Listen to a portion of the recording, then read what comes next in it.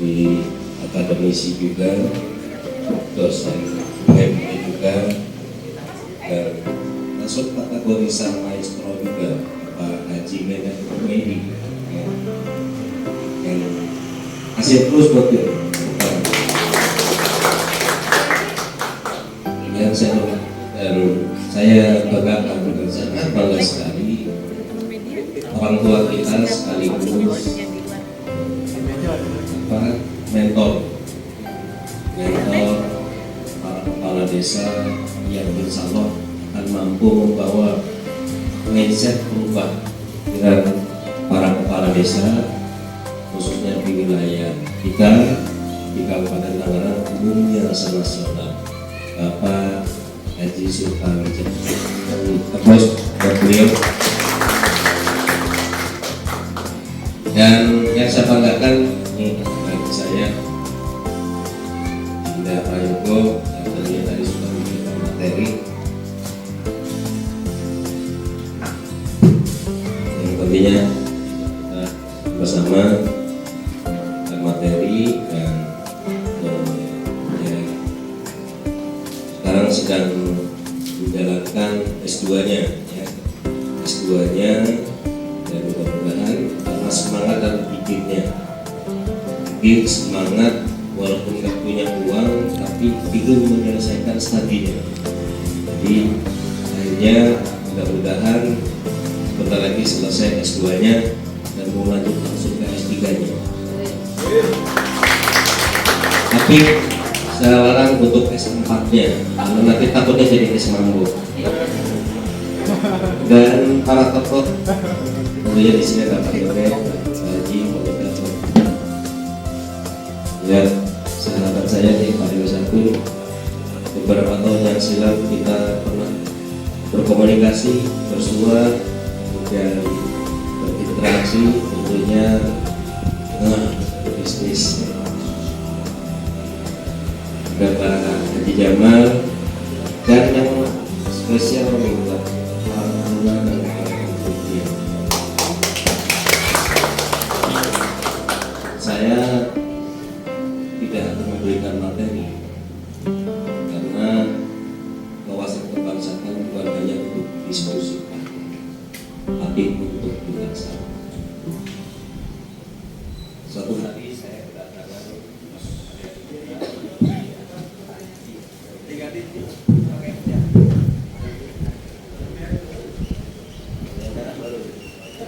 iya, tahuan aja. Kalau yang merah baru kencang katanya. Kadang-kadang sinyal-sinyal itu kan begitu, Pak. Kode keras. Nah, beberapa minggu yang lalu saya kehadiran adik-adik kita Karang Taruna yang kebetulan nggak tahu niat mau ngundang atau mau silaturahmi aja kan gitu. Tahu-tahu datang undangannya sudahlah, tidak ada masalah. Padahal hari ini ada acara di Mabes Polri, bahkan ada acara di Istana Negara, tapi saya lebih baik ke sini. Tapi jangan tepuk tangan gitu. Saya ngapain ke sana orang undang? Dulunya di sini. Iya benar. Ada acara tapi nggak diundang. Ya jangan tegang-tegang lah. Duduk ngopi karena negara ini terbentuk karena dari hasil ngopi. Ngobrol pintar inspiratif. Wes. Maka insya Allah buat teman-teman yang berteman dengan Bang Haji Walid, ini ada teman ngopi Haji Walid, ngobrol pintar inspiratif. Nah, karena kadang-kadang kita ngobrol ini seputar apa yang terjadi di lingkungan kita, apa yang terjadi di wilayah kita, bahwa Pancasila ini adalah merupakan ideologi yang harus kita laksanakan, bukan harus kita bicarakan.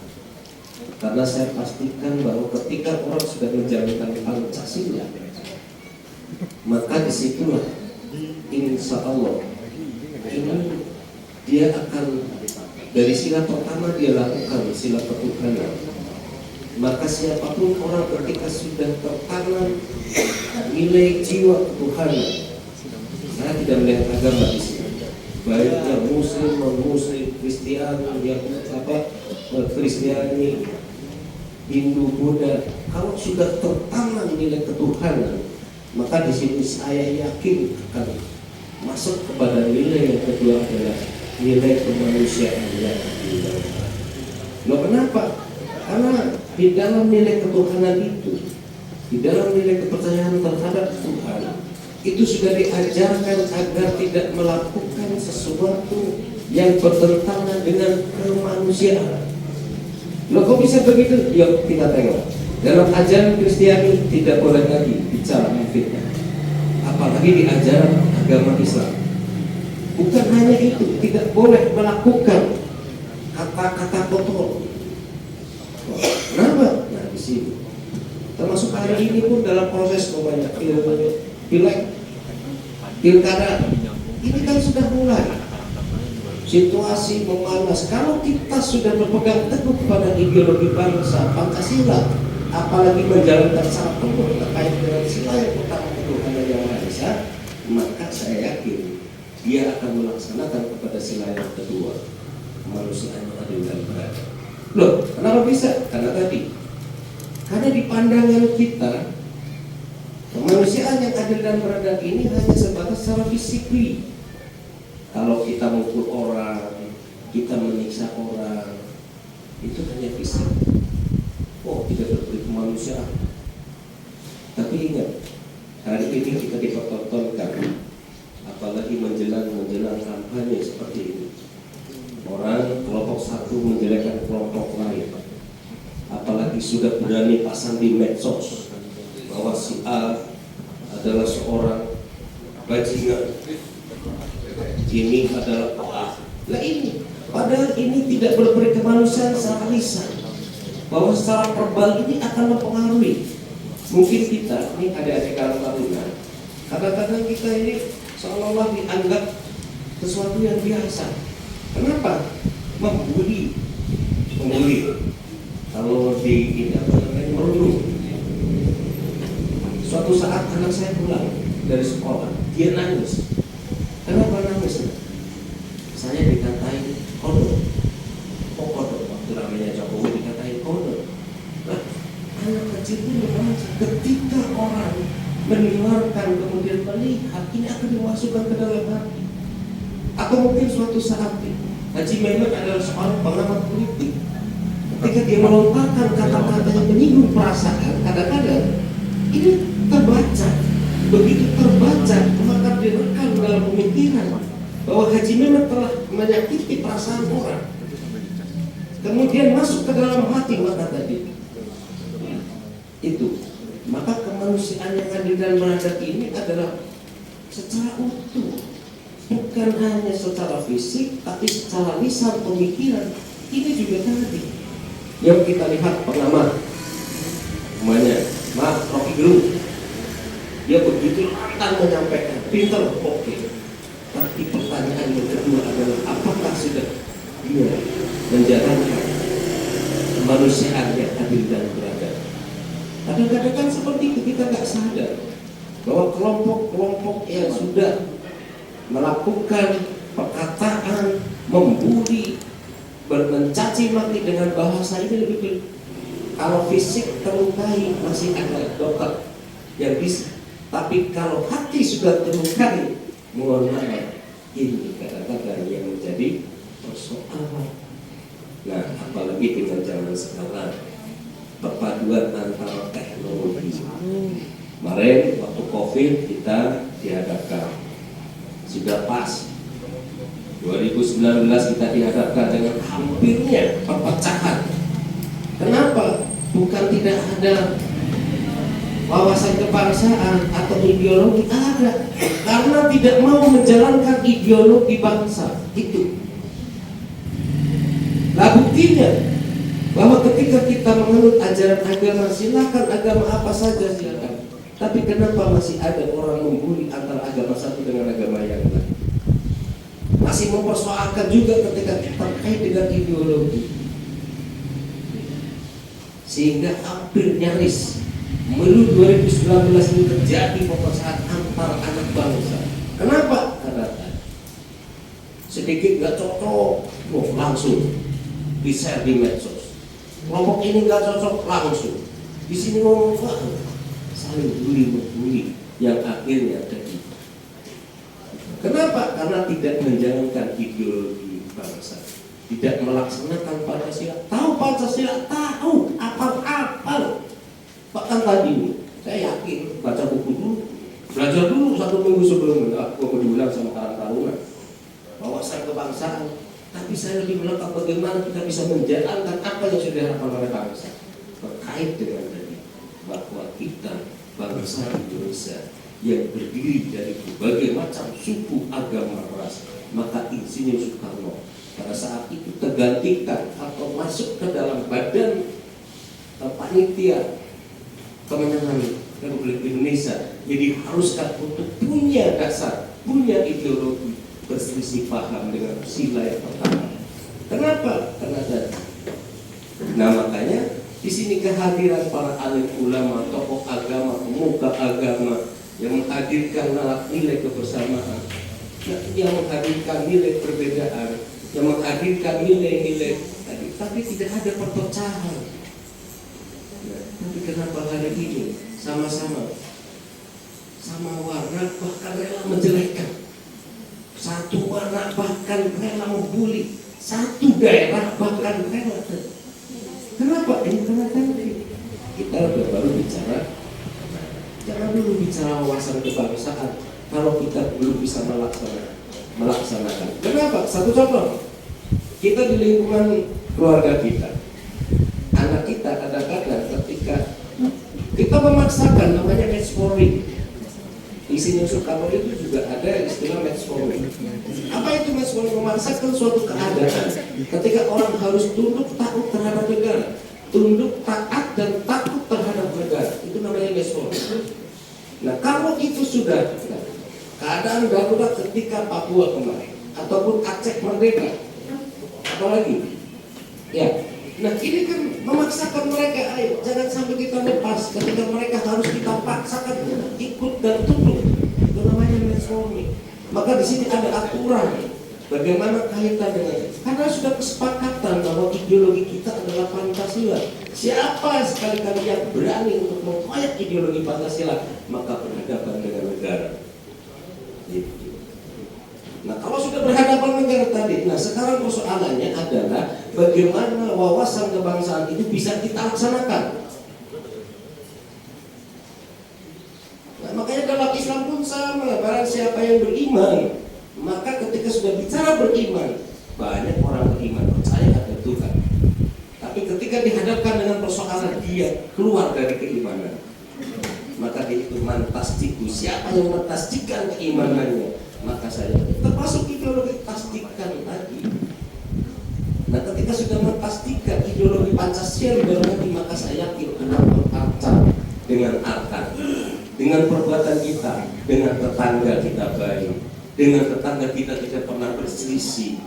Kalaupun berselisih cepat terselesaikan, dengan teman tidak pernah menjelekkan, sesama tadi, kecuali di dalamnya ada yang namanya penyakit hati. Susah kalau sudah penyakit hati. Maka kadang-kadang penyakit hati ini tidak terlihat. Ini yang kadang-kadang akan merusak pemikiran, pandangan kita, cara berbangsa, pandangan pemikiran kita, cara beragama, pandangan pemikiran kita dalam cara berusaha. Nah, maka hari ini saya bersyukur sekali Karang Taruna sudah bisa mengundang untuk adresi nasional Bapak Haji Sultawijaya, akademisi sekaligus dosen Bapak Mehmet Umaydi, yang justru dengan pengalaman beliau ini banyak cetusan bisa mencetak mahasiswa-mahasiswa. Tentunya ini menjadi salah satu contoh, bukan hanya contoh dosennya saja, tapi dari sisi karakter ini bisa menjadi contoh. Kemudian ada Prayo yang memang tadi mampu terus menggali isi kemampuan, istilah hati dengan iman, istilah otak dengan ilmu. Maka tadi karena hati kaitannya dengan ideologi, Tapi kalau sudah bicara otak, ini adalah bicara wawasan. Maka wawasan semakin luas akan dikendalikan. Maka disinilah Allah ciptakan kita dikaruniai akal dan nafsu. Akal adalah untuk mengambil keterangan bersama. Wawasan kebangsaan adalah bagaimana para cara berpikir kita. Terus kemudian di situ tertanam ideologi. Sama ada dengan kita, bahwa di hati kita ada iman, di akal kita ada kepintaran dan ilmu. Maka di situ ketika kita bisa menjalankan suatu keinginan, kalau tidak bisa didasari dengan ilmu, maka itu akan kacau.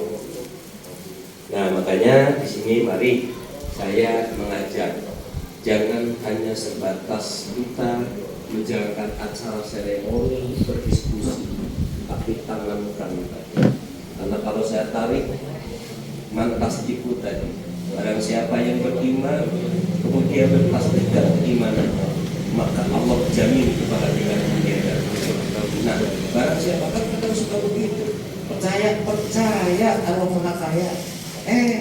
Begitu kemarin duitnya hilang, nangis diguling, malah fitnah orang, kan begitu. Berarti udah kepercayaan itu. Ada orang mana? Orang Indonesia, ideologi yang Pancasila, harga mati enggak. Tapi begitu, Indonesia mau begini, langsung. Berarti tidak memastikan nasionalisme tadi, sehingga wawasan kebangsaan itu hanya sebatas omongan bisa. Sebelumnya perkenalkan, nama saya Muhammad Fadil Forjidita, perwakilan dari Karang Taruna RW 016. Sebelumnya saya mengucapkan terima kasih kepada Bapak dan narasumber atas kehadirannya, atas kesempatannya untuk bisa sama-sama menyampaikan materi dan menambah wawasan kepada kita semua selaku audiens. Di sini yang saya ingin tanyakan yaitu terkait dengan kesiapan sumber daya terutama di lingkungan Komplek Mutiara Garuda dalam menghadapi bonus demografi ke depannya. Karena kalau yang saya rasakan fenomena yang terjadi di anak muda terutama yang dekatlah dengan saya itu cenderung anak muda yang transaksional, Pak. Dalam artian ketika kita mau menghadapi sesuatu, mau melakukan sesuatu, selalu benefit yang didapat dan ditanyakan itu, Pak. Padahal dalam pemikiran saya, dalam kapasitas saya sebagai Karang Taruna ini, bahwa benefit atau keuntungan itu tidak selalu disuguhkan, Pak, tapi bisa dipetik oleh diri sendiri gitu, Pak. Nah, apa sih yang perlu Karang Taruna ini lakukan dalam membenahi, dalam membangun sumber daya ke depannya, terutama anak-anak muda untuk menghadapi bonus demografi Indonesia dengan fenomena yang beragam, Pak, yang mungkin tadi Pak Muhammad sampaikan dengan gangguan gadget itu, Pak, yang sebenarnya itu mungkin bisa menjadi surplus informasi walaupun kualitas informasinya pun kita belum tahu seperti apa itu. Jadi itu sih, maksudnya apa bagaimana Karang Taruna menghadapi tantangan untuk ke depannya gitu. Terima kasih. Assalamualaikum warahmatullahi wabarakatuh. Mungkin untuk Pak Mehmet bisa dijawab. Oh, langsung. Oke, satu Untuk lagi. yang lain ada yang ingin bertanya, Pak hadirin? Nggak ada, close. Ada, cuma dua, Pak. Cuma dua, Pak. Waktu. Ayo perempuan. Nggak ada. Anak muda satu. Udah, nggak ada. Udah, Bib, tanya, Bib. Udah, tanya, Bib. Udah, nggak ada. Ya, sudah banyak.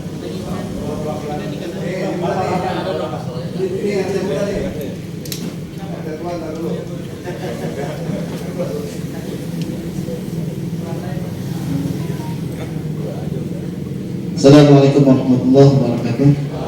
Perkenalkan, saya Rino Mubarak dari RT 1.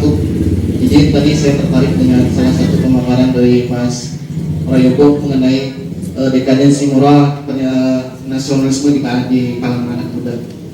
Dan kita pahami bahwa anak muda sekarang itu lebih cenderung ke hedonisme. Kalau ditanya masalah ke nilai-nilai kebangsaan, mungkin Pancasila, mungkin mereka jarang tahu gitu tentang Pancasila. Nah, tadi sempat disinggung masalah gejala dan penyebabnya. Mungkin saya hanya pengen tahu dari pandangan Mas Prayogo nih, apa yang menyebabkan anak-anak muda sekarang ini jangankan mungkin menjelaskan tentang nasionalisme itu apa sih, menghargai perjuangan pahlawan Indonesia yang dulu memerdekakan Indonesia ini, mereka juga pasti nggak tahu di mana perjuangannya. Nah, menurut Mas Prayogo, apa sih gejalanya yang membuat anak-anak muda sekarang ini jangankan mengenal perjuangan mereka memerdekakan bangsa kita gitu. Satu itu pertanyaannya. Kedua, solusi yang bisa disampaikan ke kita semua. Mungkin karena ini permasalahan yang tidak kecil, yang menanamkan rasa nasionalisme itu perlu dibangun bukan hanya dari keluarga, tapi masalah besar. Baik pemerintah, semuanya harus terlibat dari sistemnya, buat membangun rasa nasionalisme itu kuat. Mungkin itu aja Pak Prayogo. Mungkin. Terima kasih. Assalamualaikum warahmatullahi wabarakatuh.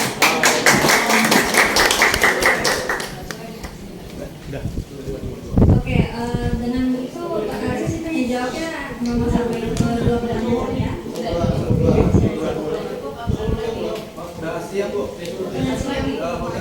Udah selesai.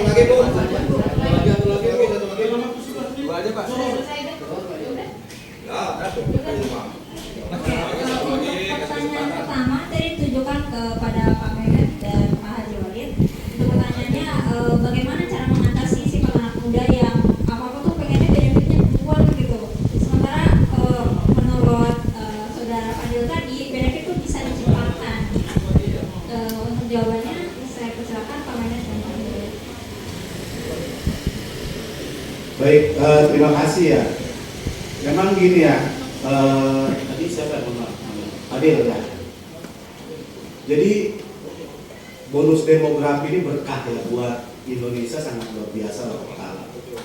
Karena memang tren di Indonesia ini berbeda dengan tren masyarakat yang ada di beberapa negara lain.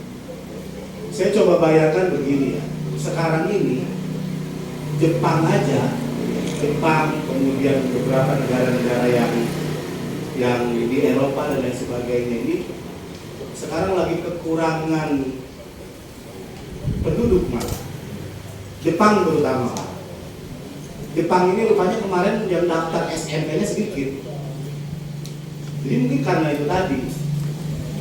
Jadi tingkat masyarakat yang tidak mau produktif bikin anak gitu ya.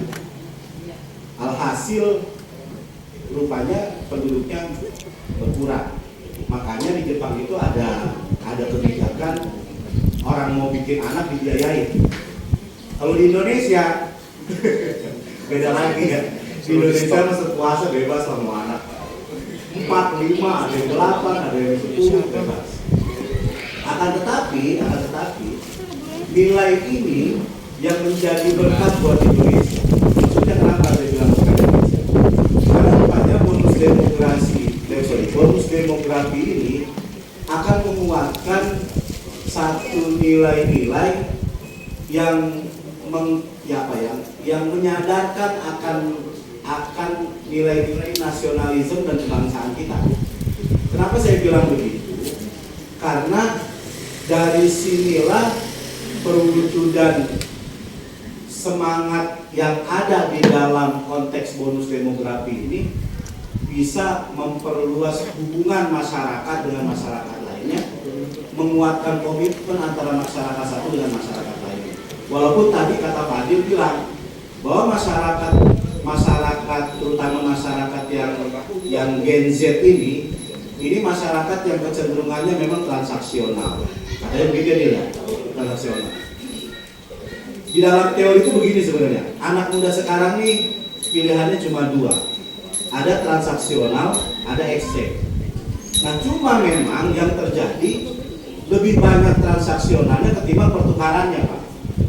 Kenapa saya bilang transaksional? Ini tadi bahwa budaya masyarakat kita, wabil khusus nih ya, urusan politik nih, wabil khusus urusan politik.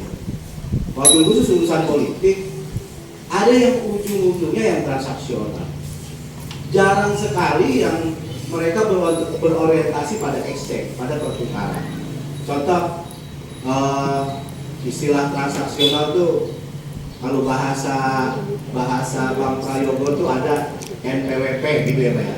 Nomor biro, wani biro, gitu ya. Itu transaksional. Ada yang ujung-ujungnya Obama. Ongkos baliknya mana? Ada yang begitu. Itu pola-pola transaksional, pola-pola transaksional. Nah, yang pola-pola exchange memang ini yang jarang kita temukan, Pak. Exchange itu contoh begini. Karang Taruna. Apa nih kalau saya ini saya ngomong mobil khusus yang urusan politik, Pak ya. Apa nih yang bisa didapatkan dari Karang Taruna ketika ngomongin politik? Oh ya, Karang Taruna nanti akan dibuatkan program A, ya, program B, program C, segala macam. Itu bukan hari ini, gitu ya. Bukan hari ini, tapi kedepannya, kan gitu ya. Contoh di sini ada Pak Haji Sultawijaya, ada Pak Khalid, gitu. Lagi-lagi ini saya ngomong mobil khusus politik ya. Pak Sulta, saya besok mau mendukung Pak Sulta. Apa nih? Kalau yang urusan transaksional, wali biro, udah beres. Tapi kalau urusan yang exchange, pertukaran, Pak Sulta, kalau Pak Sulta jadi ke depannya bisa nggak memfasilitasi Karang Taruna dan sebagainya. Lebih berorientasi pada pikiran yang Pak Khalid besok mau mencalonkan lagi. Kira-kira Pak Khalid bisa ngasih apa? Bisa di depan muka atau nanti? Nah, berarti dari depan juga. Pak Ketua berarti kan depan juga saya. Ya, nah ini yang menjadi beban sebenarnya. Beban bagaimana kemudian perilaku ini sebenarnya nggak dipengenin sama bapak-bapak ini, Bu. Bapak-bapak ini kalau perlu mah udah mendingan pertukaran aja. Kalau saya jadi besoknya mau ngapain lagi? Udah ayo udah tekan kontrak kalau besok saya jadi, saya bikinin basket atau lapangan futsal atau apa segala macam. Kalau saya jadi, itu namanya produk exchange, itu menjadi produk pertukaran begitu. Nah, lagi-lagi Bapak Ibu sekalian ya, teman saudara Fadil, ini yang menjadi tantangan kita. Generasi Z ini generasi yang mudah terprovokasi oleh media sosial, ya. Dan tadi saya sebut di awal tadi ada istilah post-truth tadi itu ya, pasca kebenaran, yang seringkali jadi kebohongan yang seringkali diungkap seolah-olah menjadi kebenaran. Itu modelnya kayak begitulah. Nah, oleh karena itu dengan munculnya atau dengan semangat bonus demografi, dengan pola produktivitas anak muda, ya harusnya bonus demografi itu meningkat, maka produktivitas anak muda juga makin tinggi harusnya gitu. Tapi dengan gaya-gaya transaksional tadi gitu kan, yang mengakibatkan surplus informasi buruknya yang didapat lebih banyak ketimbang informasi baiknya yang dihasilkan. Nah, itu yang menjadi tantangan anak muda saat ini menurut saya ya. Jadi informasi proses tabayun yang jarang dilakukan, yang akhirnya kita hanya menerima asupan negatif, yang pada akhirnya malah menjebak diri kita sendiri pada problem saja. Itu yang menurut saya hal yang paling penting yang harus fenomena yang terjadi saat ini. Mungkin itu saja. Kalau Pak Jokowi nanti bicara pengalamannya soal transaksi. Terima kasih. Beliau juga Ketua KMP Kecamatan Tumbalga. Nanti setelah kita sama-sama dengarkan, yang terhormat ini ada praktisi itu Pak Haji Mehmet dari Universitas Muhammadiyah. Beneran saya hari Senin mau MOU dengan Universitas Muhammadiyah. Jadi di desa saya besok kampung Inggris akan dibuka kampus Muhammadiyah, karena orang sini terlalu jauh kuliah ke kota Tangerang, akan saya pangkas transportasi dan waktunya, paling tidak ada efektif untuk beliau para kuliah ini lewat sawah atau udah selesai. Yang terhormat kepada Pak Kusnoto, saudara saya sebenarnya telepon beliau, saya terburu-buru ya karena waktu gitu. Terima kasih Ibu Nurasana 21 menit telepon. Jujur saya sudah di perjalanan menuju ke Hotel Yasmin memberi materi habis Johor, tapi karena saudara saya yang telepon semua di Komplek Garuda, saya harus pulang. Ya walaupun saya menyempatkan waktu dan para saudara-saudara saya lainnya, ya, para pengurus KMPI, ketua KMPI Desa Kabupaten Timur, para pemuda semua yang hadir. Terima kasih hari ini saya bisa menyempatkan waktu. Berbicara kemerdekaan, sebelum Indonesia merdeka, sesungguhnya ada sebuah proses panjang nih untuk merdeka. Indonesia itu dulu buta aksara. Ketika buta aksara ada pemikiran Budi Utomo 1908. Terbentuklah Budi Utomo sehingga pada masa itu kebuta aksaraan orang Indonesia, muncul pahlawan-pahlawan seperti Cutnya di RKT Cuklutia. Dari wanita ini mulai ada sebuah kesetaraan gender dalam sebuah pemikiran antara wanita dan laki-laki. Belum merdeka nih, dijajah Belanda sekian ratus tahun. Proses panjang tidak sampai dengan persoalan orang cerdas, tapi butuh sebuah kekuatan yang kompak. Maka pada tanggal 20 Oktober 1928, Sumpah Pemuda, yang Yapa, yang Ambon, yang Selebes semua berikan berbahasa, berbangsa, bertanah satu tanahnya Indonesia. Disitulah muncul rasa kebersamaan, rasa idealisme, rasa ingin merdeka dengan cepat. Tapi semua proses panjang. Pergerakan dalam sebuah peperangan berjalan terus dari 1908, 8 Oktober, ya, barulah dirancang BPUPKI, Badan Usaha Persiapan Kemerdekaan Indonesia, baru bentuk Badan Persiapan Panitia Kemerdekaan Indonesia, baru Indonesia merdeka 1945. Itu pun Indonesia merdeka belum total penuh, karena syarat merdeka berdaulat diakui oleh negara lain, salah satunya Arab Saudi. Kemudian disahkanlah Undang-Undang Dasar 45 18 Agustus 1945, barulah berdaulat. Ada rakyat, ada undang-undang, ada pengakuan dari negara lain. Proses panjang saat itu tidak mudah juga. Setelah merdeka kita dirongrong oleh G30 PKI 30 September 1905. Jadi semua ini persoalan kita ini panjang. Sekelumit saya lihat tadi bicara sebuah kemerdekaan. Nah, kembali ke anak muda, kita melihat ada kajian saya baca Mustafa Al-Ghazali dalam kitab Bidatul Nasihin, Subhanul Iyadilidot, Asubhanul Umat Intakodama Takodama Intakrot Takrot. Subhanul Iyadilidot, ini pemuda esok pemimpin. Asubhanul Umat, pemuda dan rohnya umat. Intakodama Takodama, apabila pemuda itu maju, maka majulah umat. Wa Intakrot Takrot, apabila pemuda itu mundur, maka mundurlah umat. Artinya mengisi kemerdekaan ini bahwa pemuda itu sangat penting. Bung Karno biarkan berikan aku 10 pemuda akan mengguncang dunia ini. Itu bukan. Nah sekarang kembali terlalu makro kita berpikir kemerdekaan dalam skala nasional. Yuk kita berpikir kepada yang rasional dan mikro, yang kecil. Apa sih yang telah kita perbuat di Komplek Garuda ini? Sebagai pemuda, orang tua pasti mengayo untuk kuliah gayanya. Tapi sebagai pemuda harus berperan lebih jauh garda depan untuk bagaimana menciptakan suasana kebatinan pemuda di Komplek Garuda ini sebagai anak karang taruna betul-betul menjadi sebuah kiprah garda depan. Dalam bentuk apa? Kegiatan sosial, ya kan? Kebutuhan yang lainnya, pendidikan, itu penting. Tadi saya bilang, karena harapan bangsa ini dari pemuda. Dan berbicara Indonesia besok negara emas 2045, secara topografi memang oke, jumlah penduduk tinggi, kemudian kita ada sebuah invest besar, ada tenaga kerja dari usia 15-25 tahun sampai 20 tahun, hampir 70%. Jangan salah, ketika pemuda salah langkah yang ada kriminalitas, kejahatan, yang ada adalah nanti kelaparan, karena tidak seimbang antara tenaga kerja dengan lapangan kerja, tidak seimbang lapangan kerja dengan kemampuan kerja, skill lemah, dan jarang. Lebih spesifik kita bicara Pantura besok.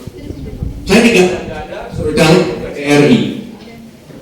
Jujur saya bilang, ketika saya dipanggil oleh Bupati, Pak Surta, dia pakai nama Sur, kamu besok calon DPD RI. Wih bang, aku pakai abang aja sekarang. Bang, yang bercanda, aku ini kepada saya masih lama. Pegawai negeri loh, 4A, 4B. Aku di nasional udahlah happy di nasional. Apalagi aku pikirkan kata presiden, menteri-menteri, eksekutif, legislatif, saya pikir biasa. Apalagi saya pikir, kasihan Pantura.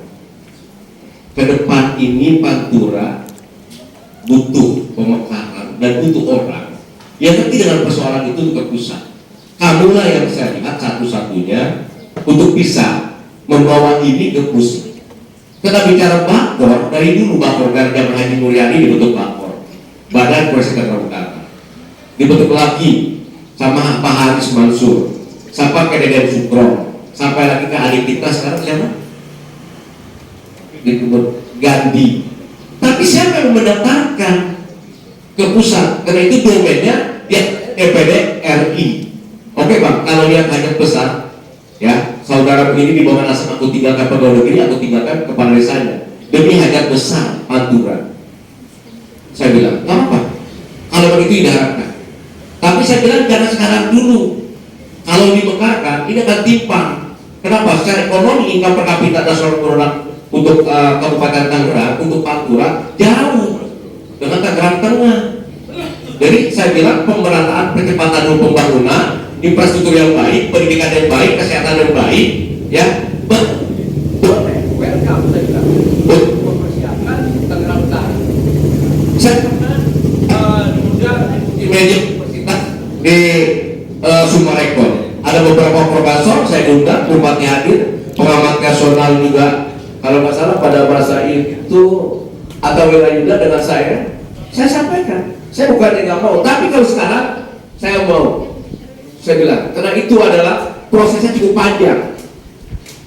Nah, jadi kepada warga yang ada di mari saya sampaikan, saya mau maju di Tangerang Utara ini, dari utara ini dalam rangka pertama adalah spesifik ketika Allah izinkan saya terpilih, kita bareng-bareng kita usung, kita daftarkan. Akan didukung oleh Pak Ketua Dewan, praktisi, pemuda, kita bareng-bareng. Karena itu proses panjang. Kajian-kajian akademiknya seperti apa? Nah, tapi saya bilang tidak mudah memberi telapak tangan, ingin memisahkan diri, tapi SDM-nya nggak dibenahi. Ini kan jadi timpang, makanya tadi saya bilang SDM-nya dibenahi. Sekolah baik-baik, belajar baik-baik, ya kan? Saya bilang kalau kata di kampus saya jangan pesta dulu. Orang kampung kita kan lucu nih, kerjanya pesta, Sabtu Minggu kayak keleceran. Nah, kalau keleceran kayak Triskaan, tapi anaknya nggak sekolah, nggak mondok, tapi bukan kondangan Sabtu Minggu 10 orang bisa, nggak kondangan tunggakan 5 juta 10 juta bisa, anaknya nggak sekolah. Kan ini lucu nih, mau merdeka, apa yang dimerdekakan? Saya pikir itulah singkat waktu, karena saya pikir waktu juga, ya. Yang jelas silakan kalau ada mau disampaikan, ya, nggak perlu ada tanya jawab, bertanya saja, nggak yang dijawab. Jadi harapan saya itulah ya, saya maju insya Allah ke depan, saya juga sekaligus minta doanya, minta doanya berkat untuk kepentingan saya. Kalau untuk pribadi saya cukup, saya bilang saya pegawai negeri sudah jadi camat juga kali untuk saya, istri saya mungkin kepala sekolah, rumah saya ya selesai di rumah, ya udah happy saya di rumah. Cuma saya pikir, wah kasihan lah ketika saya meninggal ini dengan saudara kita yang di depan punya legacy. Pantura nanti udah didaftarkan bisa terpisah dari Tangerang Pusat. Kenapa? Jauh, bikin kakak ke 3 Laksa. 1 hari itu pulang pergi, bikin KTP 1 hari pulang pergi, jauh banget kita. Kalau kita masuk ke kota Tangerang juga ya, orang kita punya wilayah luas kok. Dari Kosambi sampai Malang, ngapain masuk ke Tangerang kota? Daripada ke Tangerang kota saya lebih masuk Jakarta lebih cepat, ya kan? Daripada begitu sudah mandiri aja dari Tangerang Utara. Itu aja dari saya. Kurang lebih yang mohon maaf, tapi boleh kami kurang lebih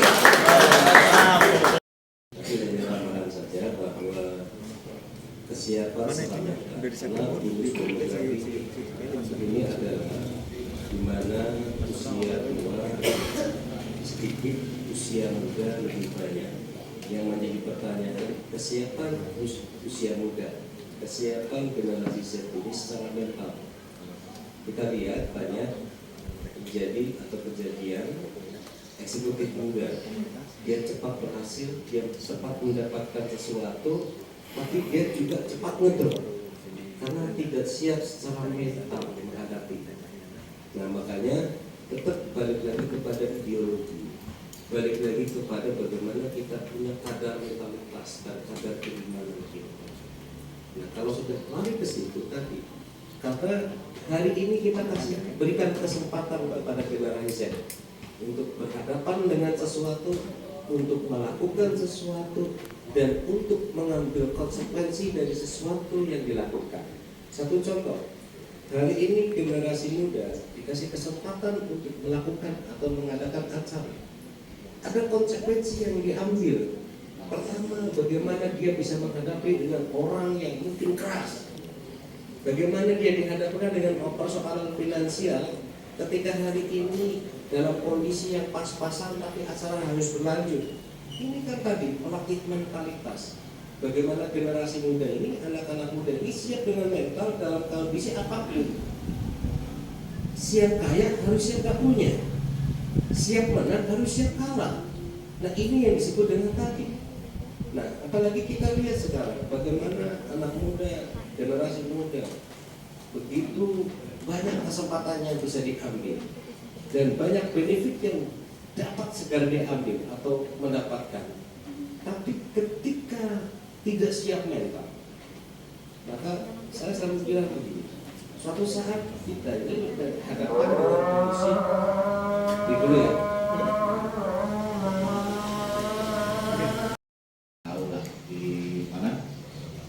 Pelor, Kang Pelor dari Kebun Kelapa, Pak Holid di Babakan Nasr. Nah, ini produk lokal. Memang Pak, kalau dilihat sebelum saya masuk ke materi ya sambil menunggu Pak Holid ini, memang kalau dilihat dari beberapa tahun terakhir ini, Teluk Naga ini memang luar biasa Pak, luar biasa. Luar biasa dalam artian berkontribusi dalam sosial dan politik itu. Kita dapat bisa merubah karakteristik atau dapat membawa pesan-pesan buat diri kita semua. Bapak Ibu hadirin yang kami hormati, kalau cerita kebangsaan sebenarnya saya mencoba untuk merimain atau mengulang lagi aja ini Mas. Jadi kalau zaman dulu Bu, yang mungkin di era saya itu saya hafal Bu, menteri-menteri itu nama menteri.